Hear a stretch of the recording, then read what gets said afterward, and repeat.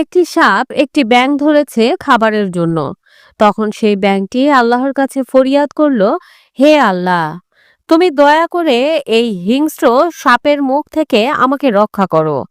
এদিকে আবার সাপ আল্লাহর কাছে দোয়া করল, হে আল্লাহ, গত 5 দিন যাবৎ আমি ক্ষুধার্ত, কোনো কিছুই খেতে পারি না। অনেক কষ্ট করে ব্যাঙটাকে ধরেছি। হে আল্লাহ, তুমি দয়া করে এই ব্যাঙটিকে আমার মুখ থেকে কেড়ে নিও না।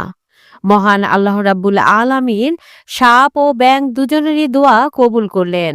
আল্লাহ তাআলা ব্যাঙকে বললেন, তুমি নড়াচড়া দিও না। আর সাপকে বললেন, তুমি মুখ থেকে ব্যাঙটিকে ছেড়ে দিও না।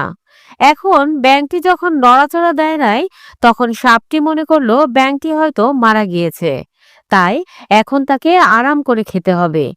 এই মনে করে যখন এই সাপটি ব্যাঙটিকে মুখ থেকে ছেড়ে দিল, সাথে সাথে সেই ব্যাঙটি লাফ দিয়ে উধাও হয়ে গেল। তখন সাপটি বলল, হে আল্লাহ, তুমি আবার আমার খাবার আমার মুখ থেকে কেড়ে নিলে। তখন আল্লাহ তাআলা বললেন, তোমাকে বললাম ব্যাঙটিকে মুখ থেকে ছেড়ে না দেওয়ার জন্য, তুমি ছেড়ে দিলে কেন?